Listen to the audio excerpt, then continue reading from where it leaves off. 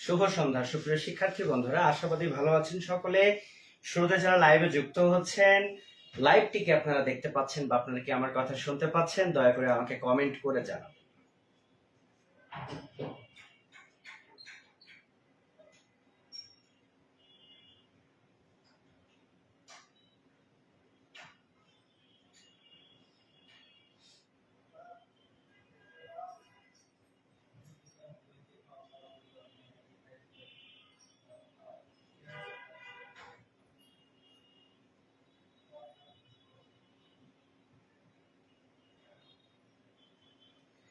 আমি একটু অপেক্ষা করছি, আবারও বলছি যারা লাইভে যুক্ত হচ্ছেন আপনারা লাইভটি কি দেখতে পাচ্ছেন বা আপনারা কি আমার কথা শুনতে পাচ্ছেন, কমেন্ট করবেন আপনারা আমাকে।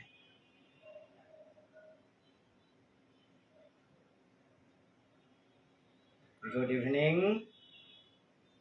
একটু মনিটর লক করে ওয়ালাইকুম আসসালাম, আদাব।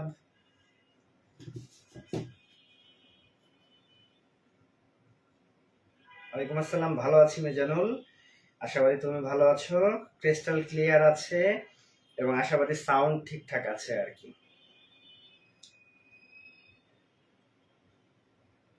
ভালো আছি।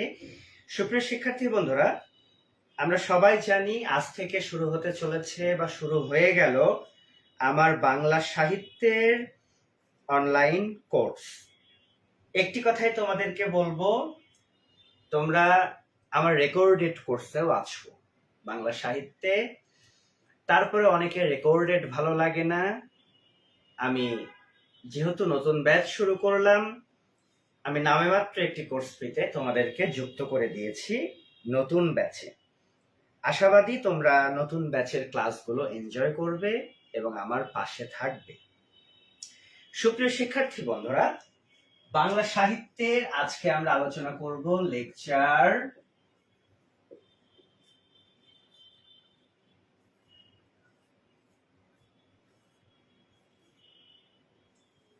1। আর লেকচার 1-এ আমরা বাংলা সাহিত্যে আলোচনা করব বাংলা সাহিত্যের যুগ বিভাগ।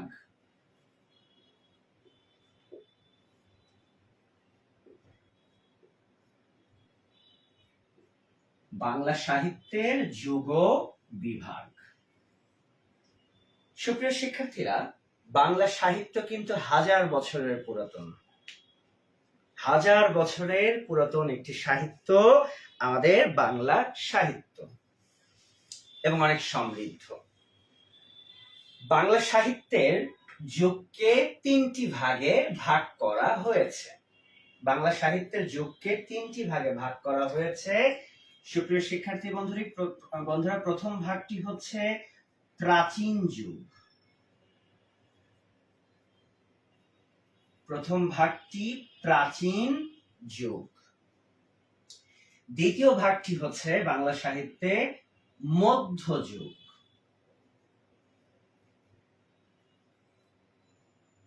মধ্যযুগ।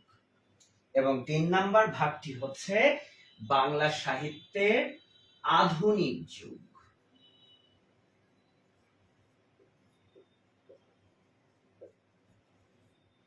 তাহলে বাংলার ইতিহাসের যেমন 3টি যুগ আছে, অনুরূপভাবে বাংলা সাহিত্যেরও কিন্তু 3টি যুগ আছে। আমরা দেখতে পেয়েছি প্রাচীন যুগ, মধ্যযুগ এবং আমরা দেখতে পেয়েছি আধুনিক যুগ। মনে থাকবে বাংলা সাহিত্যের যুগ বিভাগ 3টি। সুপ্রিয় শিক্ষার্থী বন্ধুরা, আচ্ছা, এরপরে আমরা অবশ্যই ক্লাস টাইমের কিছু পরিবর্তন আনবো। আজকে তো শুরু হলো, ক্লাস এ গ্রুপে হবে না, সাহিত্য গ্রুপে হবে। তার কারণ অনেকেই আজকে ক্লাসটা দেখতে চায় যে কেমন ক্লাস নেন, ভালো হবে কিনা, ভালো হলে সিদ্ধান্ত নিব পড়বো কি পড়বো না। 199 টাকা খরচ করব, বিশাল ব্যাপার কিন্তু, হ্যাঁ, একটা স্টুডেন্টের কাছে। ফলশ্রুতিতে অবশ্যই আজকে আমি ফ্রি ক্লাস দিয়েছি সবাই দেখবার জন্য। ঠিক আছে, এটা আমি সুযোগ করে দিয়েছি আর কি। তো যাই হোক, সুপ্রিয় শিক্ষার্থী বন্ধুরা, আমরা দেখতে পেয়েছি বাংলা সাহিত্যের যুগ বিভাগ 3টি: প্রাচীন যুগ, মধ্যযুগ, আধুনিক যুগ। তো প্রাচীন যুগের সময়কালটা হচ্ছে 650 খ্রিস্টাব্দ থেকে 1200 খ্রিস্টাব্দ পর্যন্ত। অনেকে এটা আবার 950ও বলে। আমরা লেকচার 2 এ চর্যাপদ পড়তে গিয়ে সে ব্যাখ্যাটা দেখে নিব। তো প্রাচীন যুগ 650 খ্রিস্টাব্দ থেকে 1200 খ্রিস্টাব্দ পর্যন্ত। সুপ্রিয় শিক্ষার্থী বন্ধুরা, মধ্যযুগ। মধ্যযুগ শুরু হয়েছে 1201 থেকে 1800 খ্রিস্টাব্দ পর্যন্ত। মধ্যযুগের সময়কালটি হচ্ছে 1201 থেকে 1800 খ্রিস্টাব্দ পর্যন্ত, এবং বাংলা সাহিত্যের আধুনিক যুগ এটা 1801 খ্রিস্টাব্দ থেকে বর্তমান সময় পর্যন্ত। তাহলে তোমরা লক্ষ্য করে দেখো যে বাংলা সাহিত্যের যুগ বিভাগ তিনটি: প্রাচীন যুগ, মধ্যযুগ এবং আধুনিক যুগ। প্রাচীন যুগ দেখতে পেয়েছো 650 থেকে 1200, মধ্যযুগ দেখতে পেয়েছো 1201 থেকে 1800, এবং আধুনিক যুগ 1801 সাল থেকে বর্তমান সময় পর্যন্ত। তো সুপ্রিয় শিক্ষার্থী বন্ধুরা, বাংলা সাহিত্যের প্রাচীন যুগে আমরা তিনটি নিদর্শন কিন্তু দেখতে পাই। তো তিনটি নিদর্শন দেখতে পেলেও বাংলা ভাষায় রচিত কিন্তু একটি নিদর্শন, সেটি হচ্ছে চর্যাপদ। মনে রাখতে হবে, বাংলা সাহিত্যের সবচেয়ে প্রাচীন নিদর্শন চর্যাপদ। এটা আমাদের লেকচার 2 এ আলোচ্য বিষয়। শুধু মনে রাখবো, বাংলা সাহিত্যের প্রাচীন যুগের নিদর্শন কোনটা? চর্যাপদ। বাংলা সাহিত্যের মধ্যযুগের প্রথম নিদর্শন কিন্তু শ্রী কৃষ্ণ কীর্তন, শ্রীকৃষ্ণ কীর্তন কাব্য।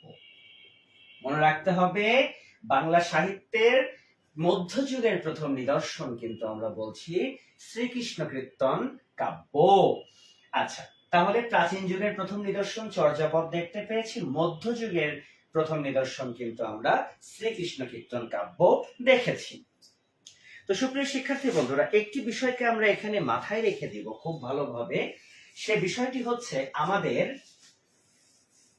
আমাদের বাংলা সাহিত্যের যুগ বিভাগ তিনটা, কিন্তু প্রাচীন যুগে আমরা একটাই নিদর্শন দেখেছি, সেটা কিন্তু চর্যাপদ। ঠিক আছে, তবে মধ্যযুগকে আবার তিনটা ভাগে কি করা হয়েছে? ভাগ করা হয়েছে। তো মধ্যযুগের শুরুতে আবার কিন্তু একটা অন্ধকার যুগ আছে। আমি আগে একটু অন্ধকার যুগ নিয়ে কথা বলি, তারপরে আমরা মধ্যযুগকে আবার কি কি ভাগে ভাগ করা হয়েছে সে বিষয়টা দেখব। সুপ্রিয় শিক্ষার্থী বন্ধুরা, তাহলে মধ্যযুগের মধ্যে আমরা দেখতে পাই একটা সময় আছে অন্ধকার যুগ, এবং এই অন্ধকার যুগের সময়কাল নির্ণয় করা হয়েছে 1201 থেকে 1350 খ্রিস্টাব্দ পর্যন্ত। 150 বছর। এই অন্ধকার যুগের সময়কাল 150 বছর। এখন তোমরা বলতে পারো যে স্যার, আমাদের তো বাংলা সাহিত্যের যুগ বিভাগ তিনটা: প্রাচীন যুগ, মধ্যযুগ, আধুনিক যুগ, কিন্তু আপনি বোর্ডে তো আরেকটা সময়কাল নির্দেশ করছেন অন্ধকার যুগ। আসলে এটাকে আমি অন্ধকার যুগ বলছি, কিন্তু আসলে অন্ধকার যুগ কিন্তু কোনো নতুন যুগ নয়, জাস্ট মধ্যযুগের একটা পর্যায়। মধ্যযুগের একটা পর্যায়কে বলা হচ্ছে অন্ধকার যুগ। 1201 থেকে 1350, তার মানে আমাদের মধ্যযুগ সৃষ্টি হয়েছে, সাথে সাথে কিন্তু আমাদের সৃষ্টি হয়েছে অন্ধকার যুগ। মধ্যযুগ সৃষ্টি হয়েছে, সাথে সাথে শুরু হয়েছে অন্ধকার যুগ। এখন অন্ধকার যুগ কেন বলা হচ্ছে? আসলে এই সময় কি অন্ধকার ছিল? ব্যাপারটা কি এমন না। অন্ধকার যুগটা হচ্ছে এ সময়, তোমরা সবাই জানো, 1200 পর থেকে কিন্তু মুসলমানরা আমাদের বাংলাতে এসেছে। তোমরা ইখতিয়ার উদ্দিন মোহাম্মদ বিন বখতিয়ার খলজির কথা জানো, আমি তোমাদেরকে ইতিহাস ক্লাসে পড়িয়েওছি। মুসলিমরা যখন এ বাংলায় এসেছে, এ বাংলা দখল করেছে, বা বাংলার রাজনৈতিক ক্ষমতাতে যখন মুসলমানেরা এসেছেন, সে মুসলমানেরা কিন্তু আরব দেশগুলো থেকে এসেছে, আফগানিস্তান থেকে এসেছে, তুর্কিস্তান থেকে কি করেছে এসেছে, ঠিক আছে। তো সুপ্রিয় শিক্ষার্থী বন্ধুরা, যেহেতু হ্যাঁ তারা মধ্যপ্রাচ্য বা আরব দেশগুলো থেকে এসেছে, ফলশ্রুতিতে তারা কিন্তু বাংলা ভাষাভাষী ছিলেন না এই মুসলিম শাসকেরা। আর আগের দিনে সাহিত্যের পৃষ্ঠপোষকতা প্রদান করতেন কিন্তু একমাত্র শাসকেরাই।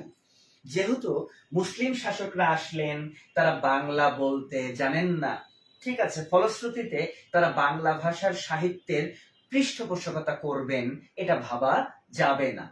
ফলে সবচেয়ে বড় সমস্যা এই সময়, এই যে 150 বছর, এই 150 বছরে পৃষ্ঠপোষকতার বড় অভাব ছিল।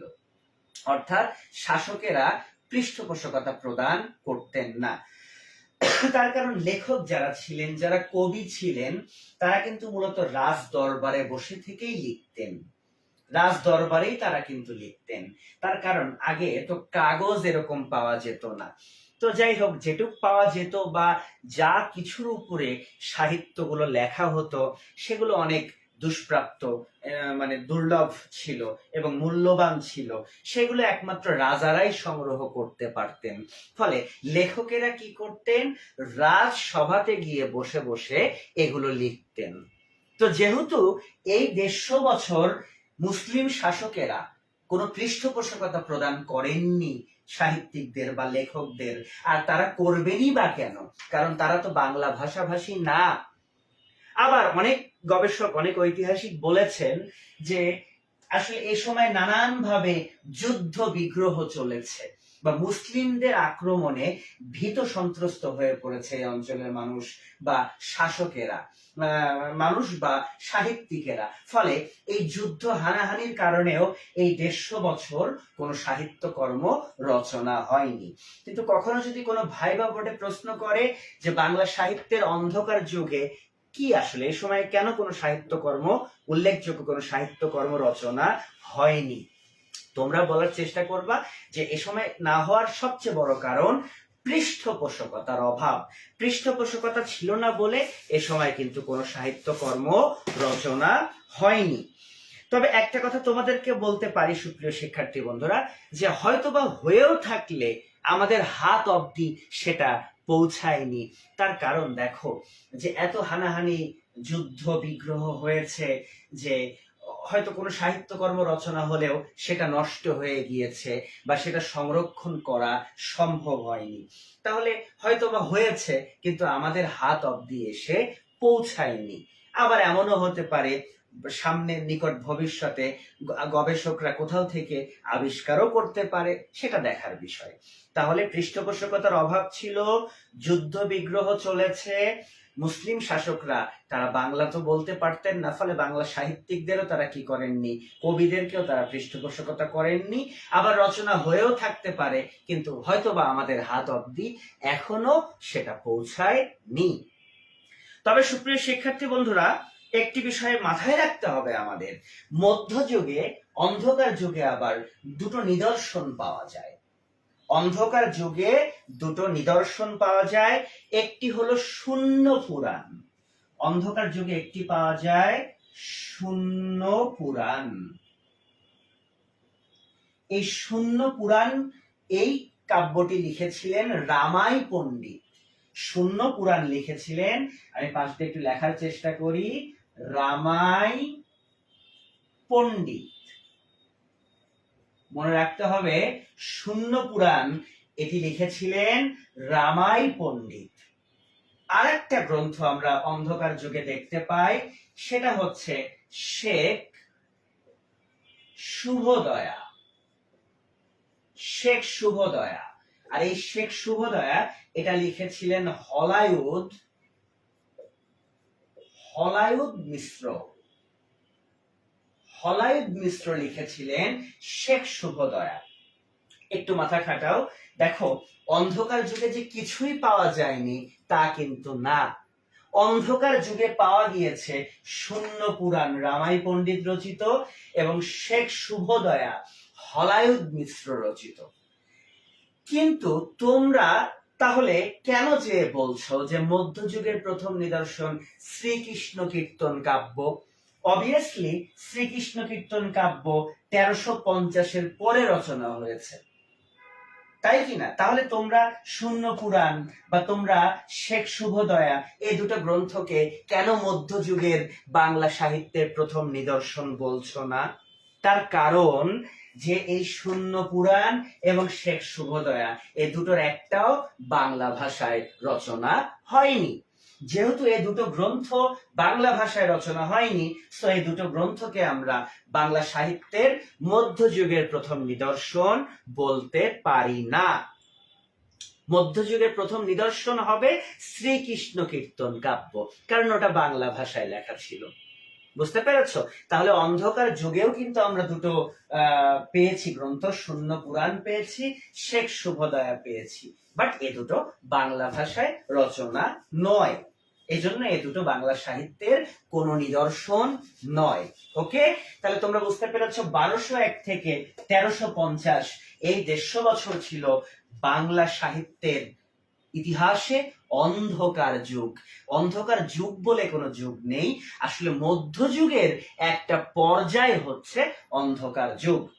আর অন্ধকার যুগে শাসকদের পৃষ্ঠপোষকতার অভাব ছিল, শাসকরা বাংলা ভাষাভাষী ছিলেন না, যুদ্ধ বিগ্রহময় অবস্থা ছিল, ফলে আমরা বাংলা সাহিত্যের এ সময় কোনো নিদর্শন পাইনি।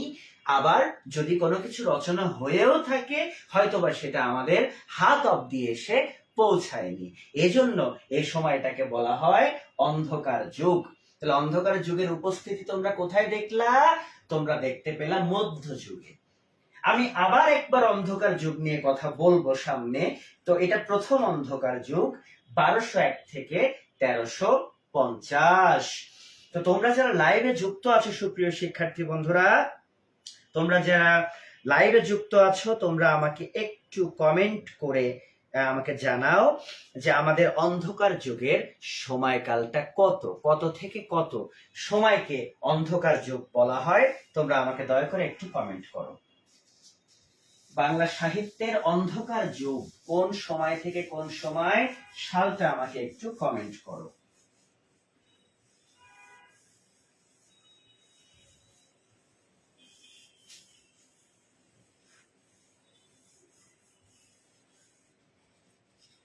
কমেন্ট কিন্তু আসছে ঝটপট। 1201 থেকে 1350। ধন্যবাদ সুপ্রিয় শিক্ষার্থী বন্ধুরা।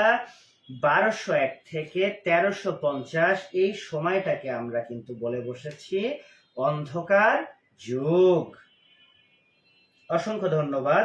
কিন্তু এখানে আমাদের মিয়াজি সম্ভবত, হ্যাঁ, জিয়াউল হক মিয়াজি লিখেছে 1203 থেকে 1350।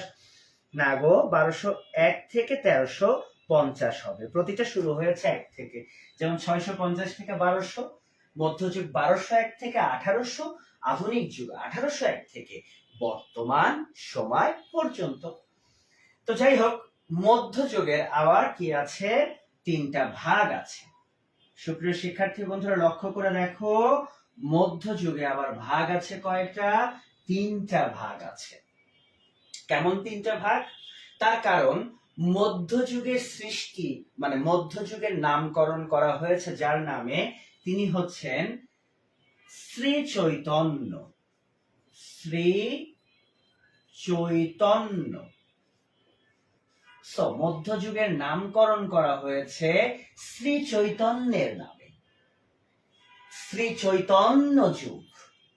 তবে আমি 3টা ভাগে বলেছি, মধ্যযুগের ক্লাসিফিকেশন 3টা। 3টা আগে লিখে নিয়ে ব্যাখ্যা করি। শ্রী চৈতন্যের আগের সময়টা হচ্ছে প্রাক চৈতন্য। প্রাক চৈতন্য অর্থাৎ শ্রী চৈতন্যের আগের সময়কে বোঝানো হচ্ছে প্রাক চৈতন্য, এবং শ্রী চৈতন্যের পরবর্তী সময়কে বোঝানো হচ্ছে চৈতন্য পরবর্তী যুগ। চৈতন্য পরবর্তী যুগ। তাহলে তোমরা লক্ষ্য করে দেখো যে মধ্যযুগকে কিন্তু আবার এই যে 1201 থেকে 1800 যে সময়টা, এই সময়কে আবার 3টা ভাগে ভাগ করেছি আমরা। প্রথম ভাগটা হচ্ছে প্রাক চৈতন্য, মাঝখানে আছে চৈতন্য, আর চৈতন্য পরবর্তী। কে সেই চৈতন্য যার নামে মধ্যযুগের নামকরণ করা হলো? এখন প্রশ্ন মনের মধ্যে এটা চলে আসলো। তবে শ্রী চৈতন্য দেবের পরিচয় দেওয়ার আগে আমি আগে বলতে চাই যে শ্রী চৈতন্য দেব তিনি কিন্তু বাংলা সাহিত্যে একটা লাইনও লেখেননি। তিনি কোনো সাহিত্যিক নন, কিন্তু বাংলা সাহিত্যে একটা লাইন না লিখে যার নামে সাহিত্যের একটা যুগ হয়ে গেল তিনি হচ্ছেন শ্রী চৈতন্য। সুপ্রিয় শিক্ষার্থী বন্ধুরা, তোমরা মনে রেখো শ্রী চৈতন্য দেব উনি নবদ্বীপে 1486 খ্রিস্টাব্দে জন্মগ্রহণ করেছিলেন। শ্রী চৈতন্য দেব 1486 খ্রিস্টাব্দে তিনি কোথায় জন্মগ্রহণ করেছিলেন? নবদ্বীপে জন্মগ্রহণ করেছিলেন। নবদ্বীপকে কিন্তু নদিয়াও বলা হয়ে থাকে, নদিয়া বা নবদ্বীপ, সমস্যা নেই। তার পারিবারিক নাম ছিল বিশ্বম্ভর মিশ্র। মনে রাখতে হবে শ্রী চৈতন্য দেবের পারিবারিক নামটা ছিল বিশ্বম্ভর মিশ্র, তবে তার ডাক নাম একটি ছিল নিমাই। নিমাই, তার ডাক নামটা ছিল নিমাই, ভালো নামটা হচ্ছে বিশ্বম্ভর মিশ্র। পরবর্তীতে তিনি ভক্তদের কাছে শ্রী চৈতন্য দেব নামে পরিচিতি লাভ করেন। তো শ্রী চৈতন্য দেব, আমি আগেও বলছি, তিনি কিন্তু কোনো সাহিত্যিক নন, তিনি কিন্তু কোনো প্রকার সাহিত্য কর্ম রচনা করেননি। বাট কি হয়েছে এই জায়গাটাতে মাথায় রাখতে হবে সুপ্রিয় শিক্ষার্থী বন্ধুরা, শ্রী চৈতন্য দেব তিনি একটি ধর্মমত প্রবর্তন করেন। কি মত প্রবর্তন করেন? তিনি একটি ধর্মমত প্রবর্তন করেন। আর শ্রী চৈতন্য দেবের ধর্মমতের নামটি হচ্ছে বৈষ্ণব ধর্ম। বৈষ্ণব ধর্ম। তাহলে শ্রী চৈতন্য দেব কিন্তু একটি ধর্মের প্রবর্তক, যেটাকে বলা হচ্ছে বৈষ্ণব ধর্ম। অর্থাৎ শ্রী চৈতন্য দেব বললেন যে এই কলিযুগে, হ্যাঁ, সত্য ত্রেতা দাপর কলি, কালের এটা শেষ যুগ। এই কলিযুগে যদি কারো মুক্তি মিলতে চায়, হিন্দুদের ধর্ম অনুসারে যদি কারো মুক্তি মিলতে চায়, তাহলে কি করতে হবে? রাধা কৃষ্ণের নাম জপ করতে হবে। আর এই রাধা কৃষ্ণের নাম জপ থেকেই আসলো বৈষ্ণব ধর্ম, যে বৈষ্ণব ধর্মের প্রবর্তক হচ্ছেন শ্রী চৈতন্য দেব। রাধা কৃষ্ণের নাম কীর্তন করতে বললেন তিনি। যে চৈতন্য দেবের পারিবারিক নাম বিশ্বম্ভর মিশ্র এবং ডাক নাম ছিল নিমাই, নদিয়া বা নবদ্বীপে তিনি 1486 সালে জন্মগ্রহণ করেন। তাহলে তিনি একজন ধর্ম প্রবর্তক, কিন্তু তিনি যে বৈষ্ণব ধর্মটা চালু করলেন, এই বৈষ্ণব ধর্মকে কেন্দ্র করে বাংলা সাহিত্যে সৃষ্টি হয় একটি কাব্য বৈষ্ণব পদাবলী। বৈষ্ণব পদাবলী একটি কাব্য, এবং বাংলা সাহিত্যে মধ্যযুগে যত সাহিত্যকর্ম আছে তার মধ্যে সবচেয়ে সমৃদ্ধ সাহিত্যকর্ম হলো বৈষ্ণব পদাবলী। তাহলে এই যে বৈষ্ণব পদাবলী, সেই বৈষ্ণব পদাবলী আসলো কোথা থেকে? বৈষ্ণব ধর্ম থেকে।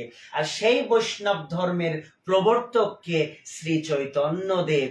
তাহলে এক বাবা মায়ের কয়েকটা সন্তান থাকতে পারে, কিন্তু হয়তোবা তার মধ্যে একটা সন্তান সবচেয়ে ভালো প্লেসে আছে বা সবচেয়ে ভালো, ফলশ্রুতিতে বাবা মা কিন্তু তাকে নিয়ে খুব বেশি প্রাউড ফিল করে।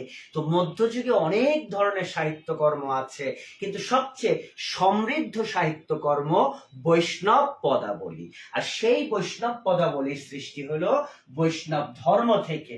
যেহেতু বৈষ্ণব পদাবলী শ্রেষ্ঠ, সো বৈষ্ণব ধর্মের প্রবর্তক যেহেতু আমাদের শ্রী চৈতন্য দেব, আর এজন্য শ্রী চৈতন্য দেবের নামে মধ্যযুগের সৃষ্টি হলো। অর্থাৎ মধ্যযুগকে শ্রী চৈতন্যের নামেই প্রকাশ করা হয়। অর্থাৎ শ্রী চৈতন্য আসার আগের সময়টা প্রাক চৈতন্য, চৈতন্যের টাইমটা শ্রী চৈতন্য, এবং চৈতন্যের মৃত্যুর পরবর্তী টাইমটা চৈতন্য পরবর্তী। তাহলে বুঝতে পেরেছো, শ্রী চৈতন্য দেব কিন্তু কোনো সাহিত্যকর্ম রচনা করেননি, তিনি একটা লাইনও লেখেননি। তারপরেও তার নামে সাহিত্যের একটা যুগের নাম, কারণ তিনি যে বৈষ্ণব ধর্ম চালু করেছিলেন সেই বৈষ্ণব ধর্ম বা থেকেই বৈষ্ণব পদাবলীর সৃষ্টি। আর বৈষ্ণব পদাবলী ছিল মধ্যযুগের সবচেয়ে সমৃদ্ধ ধারা। তাছাড়া শ্রী চৈতন্যদেবকে কেন্দ্র করে বাংলা সাহিত্যে কিন্তু প্রথম জীবনী সাহিত্যেরও সৃষ্টি হয়। শ্রী চৈতন্য দেবকে কেন্দ্র করে বাংলা সাহিত্যে কিন্তু জীবনী সাহিত্যেরও সৃষ্টি হয়। তাহলে চৈতন্যকে কেন্দ্র করে যে শুধু বৈষ্ণব পদাবলী এমনটা কিন্তু না, জীবনী সাহিত্যেরও সৃষ্টি হয়েছে। ফলে একটা লাইন না লিখেও মধ্যযুগে বা সাহিত্যে তিনি একটা স্থান করে নিয়েছেন শ্রী চৈতন্য দেব। এখন সুপ্রিয় শিক্ষার্থী বন্ধুরা, তোমাদের মাথায় রাখতে হবে প্রাক চৈতন্যটা কখন। তাহলে প্রাক চৈতন্যটা কিন্তু 1201 সাল থেকে তোমরা মনে রাখবা 1500 খ্রিস্টাব্দ পর্যন্ত, অর্থাৎ 300 বছর। প্রাক চৈতন্য টাইমটা 300 বছর। দেখো চৈতন্যদেব 1486-তে জন্ম, তো জন্মের সাথে সাথেই তো তার নামে কোনো যুগ তা তো না, একটু তো বড় হইতে হবে, তাই কি না? জন্মের পরের দিন তো আর সবকিছু হয় না। তাহলে প্রাক চৈতন্য যুগ 1201 থেকে 1500, এই 300 বছর। আর বাচ্চারা, এই প্রাক চৈতন্য যুগের মধ্যেই কিন্তু অন্ধকার যুগটা ছিল। এটাও মাথায় রেখো যে বাংলা সাহিত্যের অন্ধকার যুগটা কোন সময় ছিল? প্রাক চৈতন্য যুগের মধ্যে। অন্ধকার যুগটা যেটা তোমরা দেখতে পেয়েছিলা, একটু আগে আলোচনা করেছি, সেই অন্ধকার যুগটা কিন্তু প্রাক চৈতন্য যুগের মধ্যে ছিল। 1201 থেকে 1350, আর 1201 থেকে 1500, এই 300 বছর কিন্তু প্রাক চৈতন্য যুগ। আচ্ছা, চৈতন্য যুগ সৃষ্টি হলো দেখো 1501 থেকে। 1501 থেকে সৃষ্টি হলো কি? চৈতন্য যুগ। সুপ্রিয় শিক্ষার্থী বন্ধুরা, তোমরা মনে রাখবা 1501 থেকে 1600 সাল পর্যন্ত, 1501 থেকে 1600 সাল পর্যন্ত এই 100 বছর হচ্ছে চৈতন্য যুগ। পরীক্ষায় প্রশ্ন আসতে পারে চৈতন্য যুগ কখন ছিল? 1501 থেকে 1600। প্রাক চৈতন্য 1201 থেকে 1500, ওই 300 বছর প্রাক চৈতন্য। চৈতন্য তুমি লিখেছো 1501 থেকে 1600। আর চৈতন্য পরবর্তী যুগ হচ্ছে 1601 থেকে 1800 পর্যন্ত চৈতন্য পরবর্তী যুগ। ক্লিয়ার? শ্রী চৈতন্যদেব মাঝখানে দাঁড়ালেন, শুরু হলো প্রাক চৈতন্য দিয়ে, শেষ হলো চৈতন্য পরবর্তী দিয়ে, আর মাঝখানে থেকে গেলেন শ্রী চৈতন্য। সুপ্রিয় শিক্ষার্থী বন্ধুরা, মাথায় রাখতে হবে যে বৈষ্ণব ধর্মে কি বলা আছে? রাধা কৃষ্ণের নাম কীর্তনের কথা বলা আছে, রাধা কৃষ্ণের প্রেম লীলার কথা বলা আছে। সো বাংলা সাহিত্যের মধ্যযুগের সবচেয়ে সমৃদ্ধ ধারা বৈষ্ণব পদাবলী, আর বৈষ্ণব ধর্ম থেকে সে বৈষ্ণব পদাবলী এসেছে। তাছাড়া দেখেছো জীবনী সাহিত্যেরও সৃষ্টি হয়েছিল শ্রী চৈতন্য দেবকে নিয়ে। তো তোমরা যারা লাইভে যুক্ত আছো, ক্লাসটা কি বুঝতে পারছো? কেমন লাগছে একটু আমাকে কমেন্ট করে জানাও। আমরা আধুনিক যুগের মধ্যে প্রবেশ করব এখন, কিন্তু তোমরা যারা লাইভে যুক্ত আছো, ক্লাসটা কি বুঝতে পারছো বা কেমন লাগছে একটু কমেন্ট করে আমাকে জানাও তোমরা। আমি অপেক্ষা করছি তোমাদের জন্য। মোটামুটি লাইভের উপস্থিতি ভালো।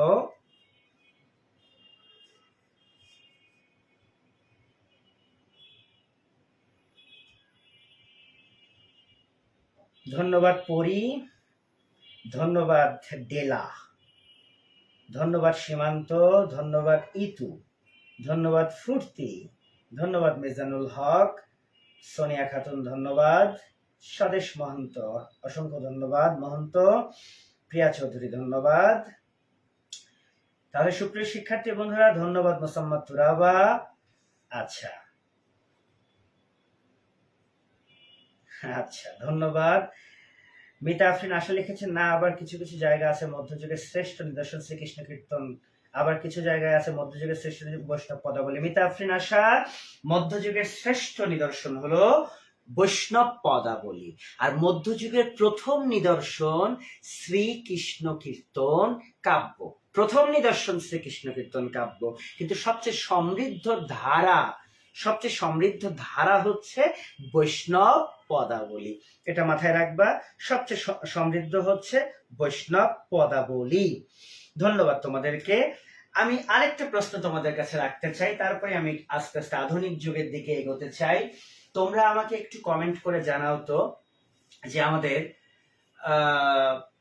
প্রাক চৈতন্য যুগ, প্রাক চৈতন্য যুগ এটা কত সাল থেকে কত সাল?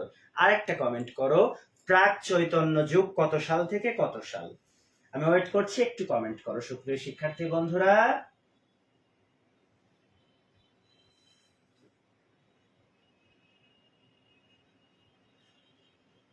কমেন্ট করেছো কিন্তু প্রাক চৈতন্য যুগ তোমরা লিখে ফেলেছো 1201 থেকে 1500। ধন্যবাদ, 1201 থেকে 1500। তাহলে প্রাক চৈতন্য যুগ হচ্ছে 1201 থেকে 1500, অর্থাৎ 300 বছরের মতো সময় প্রাক চৈতন্য যুগ। আবারও স্মরণ করে দিতে চাই, মধ্যযুগের প্রথম নিদর্শন কিন্তু শ্রীকৃষ্ণ কীর্তন কাব্য, কিন্তু সবচেয়ে সমৃদ্ধ ধারা ছিল মধ্যযুগের, সেটা হবে বৈষ্ণব পদাবলী।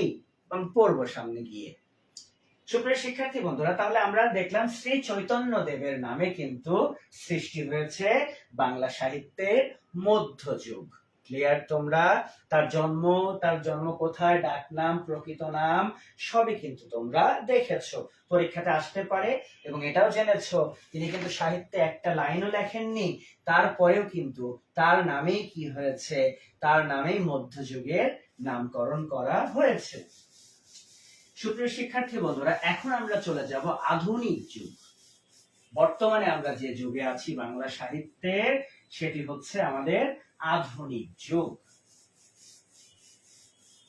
দেখো বাচ্চারা, আধুনিক যুগকেও কিন্তু আবার তিনটা ভাগে ভাগ করা হয়েছে। আমি এখানে আবার একটু নতুন করে লিখি, আধুনিক যুগ।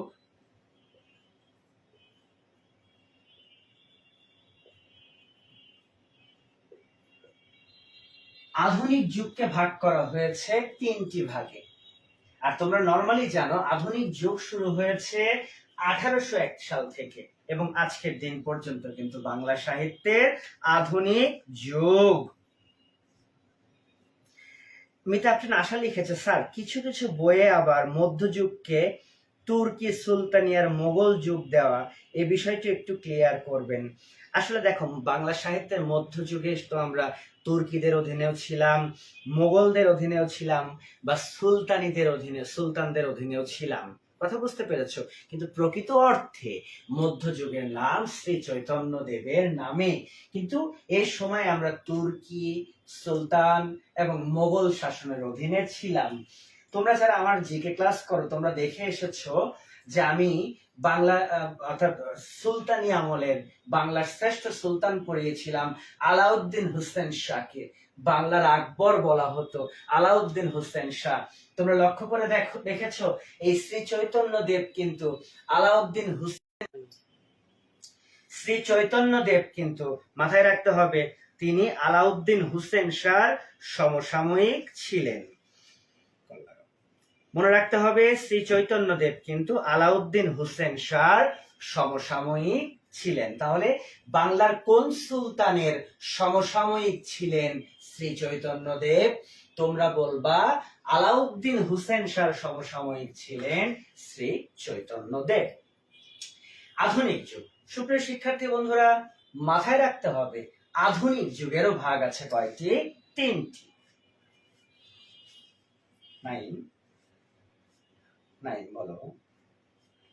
আমি একটু অনলাইন ক্লাসে আছি, আর একটু সময় আছে, আমি তারপরে কল দিচ্ছি। আধুনিক যুগ, আমরা সুপ্রিয় শিক্ষার্থী বন্ধুরা যে জায়গাতে ছিলাম, আধুনিক যুগ, সেই আধুনিক যুগের কিন্তু ভাগ আছে আবার কয়টা? ভাগ আছে তিনটা। সেম মধ্যযুগে যেমন তিনটা, আধুনিক যুগেও সেম তিনটা। এবং আধুনিক যুগের নামকরণ করা হয়েছে সুপ্রিয় শিক্ষার্থী বন্ধুরা রবীন্দ্রনাথ ঠাকুরের নামে।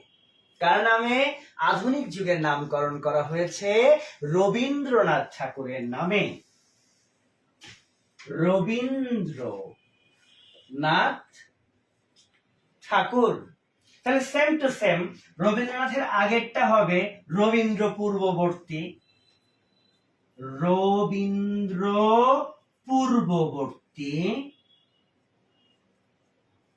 এবং সেম টু সেম পরেরটা হবে রবীন্দ্র পরবর্তী। রবীন্দ্র পরবর্তী। তাহলে দেখতে পেয়েছো তোমরা যে আধুনিক যুগের নামকরণ করা হয়েছে রবীন্দ্রনাথ ঠাকুরের নামে। সো মাঝখানে রবীন্দ্রনাথ ঠাকুরকে রাখলে প্রথমটা হচ্ছে রবীন্দ্র পূর্ববর্তী, রবীন্দ্রনাথ এবং রবীন্দ্র পরবর্তী। এবং আমরা ভালো করে জানি 1801 সাল থেকে বর্তমান সময় পর্যন্ত বাংলা সাহিত্যের কিন্তু আধুনিক যুগ। 1801 থেকে বর্তমান সময় পর্যন্ত বাংলা সাহিত্যের কি যুগ? আধুনিক যুগ। সুপ্রিয় শিক্ষার্থী বন্ধুরা, একটি বিষয়, আচ্ছা অর্পিতা পরি লিখেছে বাংলা ক্লাসে বাংলা লিখলে সুন্দর দেখায়। আচ্ছা ঠিক আছে, ধন্যবাদ। আমি নেক্সট ক্লাস থেকে বাংলায় লিখবো। তো তোমাদের একটি বিষয় মনে রাখতে হবে যে বাংলা সাহিত্যের আধুনিক যুগকে কিন্তু আমরা ভাগ করেছি কয় ভাগে? 3 ভাগে। আমরা রবীন্দ্রনাথের নামে যুগটা করেছি রবীন্দ্র যুগ, তার আগে রবীন্দ্র পূর্ববর্তী এবং রবীন্দ্র পরবর্তী। সুপ্রিয় শিক্ষার্থী বন্ধুরা একটু দেখো, রবীন্দ্র পূর্ববর্তী যুগটা ছিল 1801 সাল থেকে 1900 সাল পর্যন্ত। তার মানে রবীন্দ্রনাথ ঠাকুরের জন্ম হওয়ার সাথে সাথেই যে রবীন্দ্র যুগ সৃষ্টি হয়েছে এমন না। 1801 থেকে 1900 সাল পর্যন্ত ছিল রবীন্দ্র পূর্ববর্তী যুগ।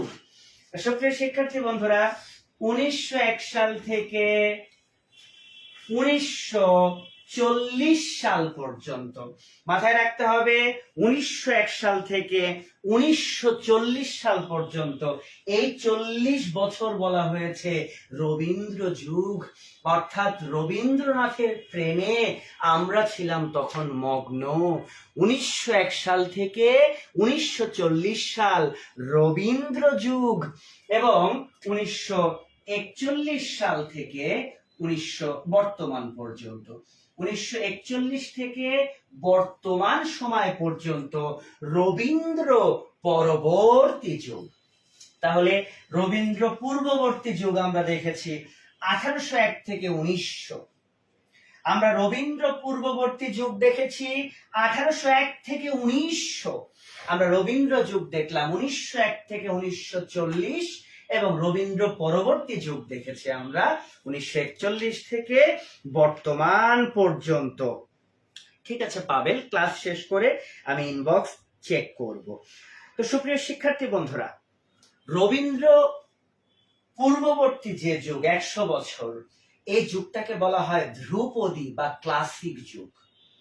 ধ্রুপদী বা ক্লাসিক যুগ। এই ধ্রুপদী বা ক্লাসিক যুগে আমরা প্রেম করেছি, কিন্তু ধ্রুপদী বা ক্লাসিক যুগে আমাদের প্রেমটা ছিল একটু ভিন্ন মাত্রিক, ভিন্নভাবে। এই প্রেমটা আমরা করেছি বাবার সাথে সন্তান, মায়ের সাথে সন্তান, বড় দিদির সাথে ছোট ভাই, ছোট ভাইয়ের সাথে বড় দিদি। প্রেম যে শুধু ছেলে মেয়ের মধ্যে হয়, হ্যাঁ এমনটা নয়। প্রেম অনেক কিছুর সাথে, প্রকৃতির সাথে প্রেম হতে পারে, ঈশ্বর আল্লাহর সাথে প্রেম হতে পারে, ঠিক আছে, জীব জন্তুর সাথে প্রেম হতে পারে, ভাই বোনের প্রেম হতে পারে। সো ধ্রুপদী বা ক্লাসিক যুগ, যেটা রবীন্দ্র পূর্ববর্তী যুগ আমরা বলছি, এটা হলো ধ্রুপদী বা ক্লাসিক যুগ। এ সময়ে প্রকৃতির সাথে, বা এ সময় সন্তানের সাথে মায়ের, বা পিতার সাথে সন্তানের, দিদির সাথে ভাইয়ের প্রেম হয়েছে। আমরা ধ্রুপদী যুগে কত কিছু পড়েছি, আমরা শুনেছি, আমরা কাজলা দিদির কবিতা শুনেছি, তাই কিনা? সেই 16 কলা কাজলা দিদি কই, ঠিক আছে। অর্থাৎ ভাই বোনের প্রেম, প্রকৃতির সাথে প্রেম, সন্তানের সাথে মায়ের প্রেম, বাবার সাথে সন্তানের প্রেম, এই ধরনের লেখাগুলো আমরা বেশি দেখেছি এই রবীন্দ্র পূর্ববর্তী যুগ, যে যুগকে আমি ধ্রুপদী বা ক্লাসিক যুগ বলেছি। তাহলে রবীন্দ্রনাথ ঠাকুরের আসার আগে রবীন্দ্র পূর্ববর্তী যুগ ছিল 100 বছর, সেটাকে আমি ধ্রুপদী বা সেটাকে আমি কি বলেছি? ক্লাসিক যুগ বলে কিন্তু আমি আখ্যায়িত করেছি। এবার আসতে চাই রবীন্দ্রনাথে। ওরে সর্বনাশ, বিশ্বপ্রেমিক রবীন্দ্রনাথ ঠাকুর। রবীন্দ্রনাথ ঠাকুরের এই 40 বছরকে বলা হয় রোমান্টিক যুগ। রোমান্টিক যুগ। সুপ্রিয় শিক্ষার্থী বন্ধুরা, রোমান্টিক যুগে আমি এখন অনেক কথা বলবো, তাই ক্লাসের পাশে যদি মুরব্বীরা থাকে একটু হেডফোন ব্যবহার করো, বা যদি অপ্রাপ্ত বয়স্করা থাকে তাদেরকে একটু দূরে সরিয়ে রাখো। তাহলে রবীন্দ্র পূর্ববর্তী যুগে আমরা ধ্রুপদী ক্লাসিক যুগ আমরা দেখলাম, যে এখানে প্রকৃতির সাথে প্রেম, দিদির সাথে ভাইয়ের প্রেম, হ্যাঁ একটা ঐশ্বরিক প্রেম দেখানো হয়েছে এই সময় লেখাগুলোর মধ্যে ধ্রুপদী ক্লাসিক যুগে। কিন্তু আমার দাদু রবীন্দ্রনাথ ঠাকুর এসে তিনি হয়ে গেলেন রোমান্টিক। তোমরা দেখো রাস্তাঘাটে সিনেমার মাইকিং করে, আসিতেছে বা এসেছে romantic cinema. Romantic cinema, romantic সিনেমায় দেখছে নায়ক নায়িকাকে জড়িয়ে ধরে আছে, ঠিক আছে, জড়িয়ে ধরে আছে।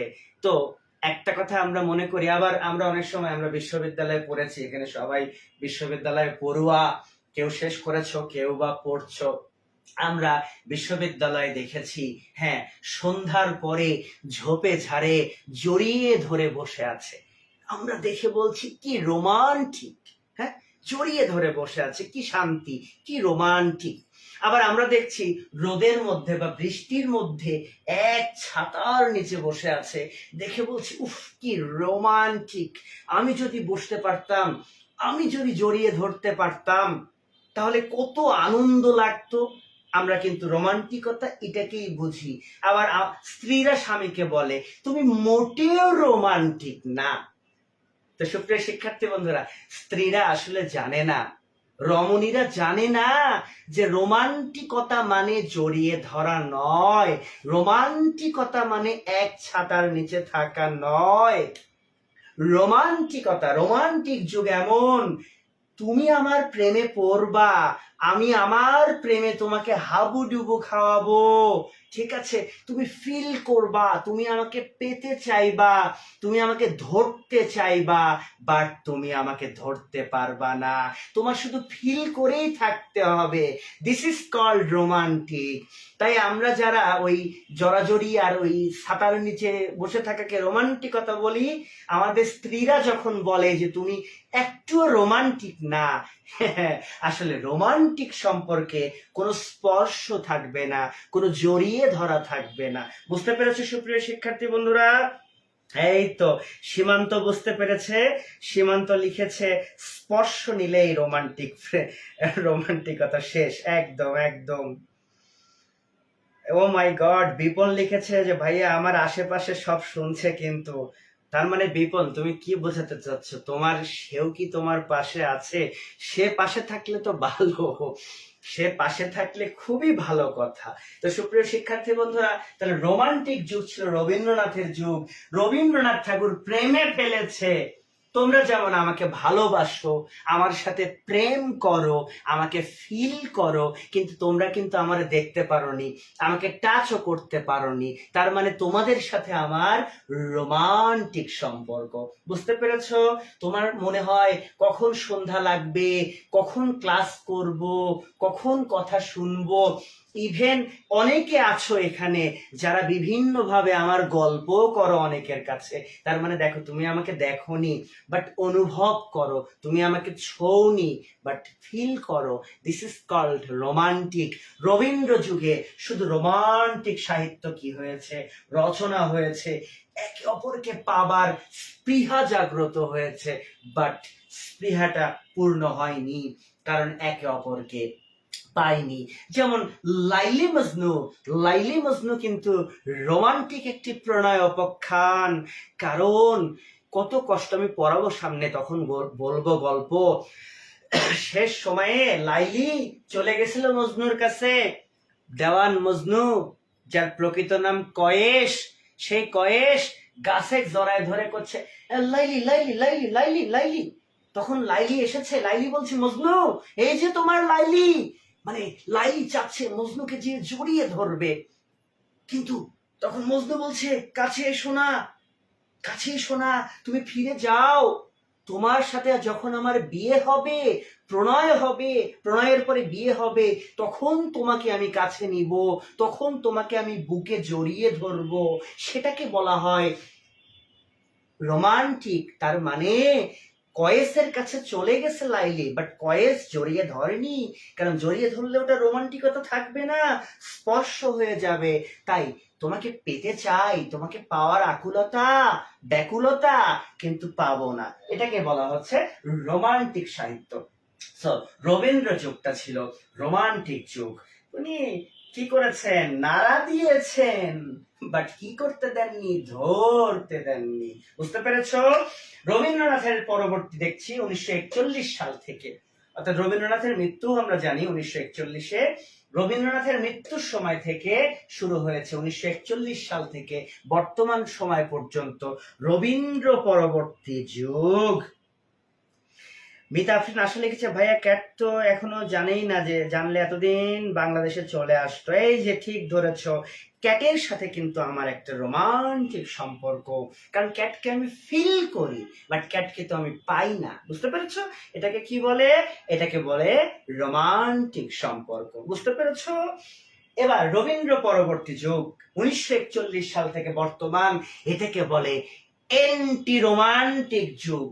এন্টি রোমান্টিক, অর্থাৎ রবীন্দ্রনাথের মৃত্যুর পর থেকে শুরু হয়েছে এন্টি রোমান্টিক যুগ। ভয়ঙ্কর যুগ, এন্টি রোমান্টিক যুগ। কিরকম? আজকেই প্রেম হয়েছে আমার, আজকের আমি প্রেমিকাকে বলবো, শোনো না, কালকে আসো না, একটু পার্কে বসি, একটু তোমার হাত ধরি, একটু তোমার গাল দুটো টেনে দেই, তাহলে আজকে প্রেম করেছি, কালকে প্রেমিকার হাত ধরবো, প্রেমিকার গালগুলো টানবো। এটাকে বলা হয় এন্টি রোমান্টিক, কারণ আমি স্পর্শ করে ফেলেছি তোমাকে। তাই তো স্বামী স্ত্রীর সম্পর্ক কখনো রোমান্টিক হয় না, স্বামী স্ত্রীর সম্পর্ক হয় এন্টি রোমান্টিক। তোমাকে স্পর্শ করেছি, ছুঁয়ে দিয়েছি, তাহলে এটা এন্টি রোমান্টিক। বর্তমান সাহিত্যগুলো যে রচনা হচ্ছে রবীন্দ্র পরবর্তী সময়ে, এন্টি রোমান্টিক। এখানে কাম থাকে, এখানে লোভ থাকে, এখানে বাসনা থাকে, এবং সেই কাম, লোভ, বাসনা একত্র হয়ে একে অপরকে পাওয়ার আকাঙ্ক্ষা, একে অপরের সাথে মিলনের যে প্রয়াস বা মিলন যে ঘটে, সেটা হচ্ছে এন্টি রোমান্টিক। সো রবীন্দ্রনাথের মৃত্যুর পরে শুরু হয়েছে এন্টি রোমান্টিক। ঠিক ধরেছ তুলিডিও, বর্তমানে সব এন্টি রোমান্টিক। ইতু তাই বুঝেছে। আমাদের রাত্রে লিখেছে, হায় হায়, ও মাই গড, একদম একদম। তোমরা যারা এখন প্রেম করো, এই যে আমাদের সীমান্ত প্রেম করে, সে কিন্তু এন্টি রোমান্টিক, কারণ এন্টি রোমান্টিক যুগে সে কি করে থাকে? প্রেম করে থাকে। তো সুপ্রিয় শিক্ষার্থী বন্ধুরা, সৈকত লিখেছে, রোমান্টিক প্রেমেই চলে যাচ্ছে জীবন। আচ্ছা আচ্ছা, এন্টি রোমান্টিক, একদম একদম। আচ্ছা, ধন্যবাদ সুপ্রিয় শিক্ষার্থী বন্ধুরা। তাহলে আমরা দেখতে পেয়েছি যে আমাদের রোমান্টিক এবং অ্যান্টি রোমান্টিক, রবীন্দ্র যুগকে তিনটা ভাগে ভাগ করেছি। আমরা বলেছি আধুনিক যুগ 1801 থেকে বর্তমান, বাট আধুনিক যুগেরও তিনটা ভাগ আছে। আমরা বলেছি রবীন্দ্রনাথ ঠাকুরের নামে আধুনিক যুগ। সো রবীন্দ্রনাথের আগেরটা হলো রবীন্দ্র পূর্ববর্তী যুগ, 100 বছর, যেটাকে ক্লাসিক বা ধ্রুপদী যুগও বলা হচ্ছে। রবীন্দ্রনাথ টাইমকে বলা হচ্ছে রোমান্টিক যুগ। তুমি আমারে চাইবা, পাইবা না, পাইবা না, এটা হলো রোমান্টিক যুগ। আর রবীন্দ্রনাথের পরবর্তী সময়কে বলা হচ্ছে রবীন্দ্র পরবর্তী যুগ, অ্যান্টি রোমান্টিক যুগ। আজকে প্রেম করব, কালকে হাত ধরবো, গাল দুটো কি করব? টেনে দিব। এটা হচ্ছে আমাদের অ্যান্টি রোমান্টিক। সো বর্তমানে কিন্তু আমরা অ্যান্টি রোমান্টিক যুগে রয়েছি। কথা বুঝতে পেরেছো?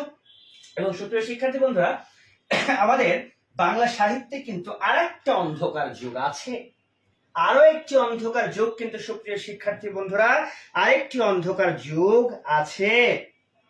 সে অন্ধকার যুগটি হচ্ছে 1760 সাল থেকে 1860, অর্থাৎ রবীন্দ্রনাথ ঠাকুর মধ্যযুগের শেষ কবি ছিল ভারতচন্দ্র রায় গুণাকর। মধ্যযুগের শেষ কবি ছিল ভারতচন্দ্র রায় গুণাকর। তোমাদেরকে একটা কথা বলে রাখি সুপ্রিয় শিক্ষার্থী বন্ধুরা, বাংলা সাহিত্য খুবই অশ্লীল। এই সাহিত্য পড়াতে গেলে অনেক অশ্লীল কথাবার্তা বলতে হয়। তোমরা আমার উপরে কেউ রাগ করো না, এটা আমার কোনো দোষ না। সাহিত্যিকেরা যদি অশ্লীল কথাগুলো, বিশেষ করে মধ্যযুগে যে এত এত অশ্লীল কথা লেখা আছে, হ্যাঁ, অনেক সময় হেডফোন দিয়ে শুনতে হয়। সামনাসামনি ক্লাস নিলে তো স্টুডেন্ট চোখের দিকেই তাকাতে পারে না, তো কিচ্ছু করার নাই, এটাই পড়তে হবে, এটাই আমাদের শুনতে হবে। তো সুপ্রিয় শিক্ষার্থী বন্ধুরা, 1760 সাল থেকে 1860 সাল, এই 100 বছর ছিল দ্বিতীয় অন্ধকার যুগ।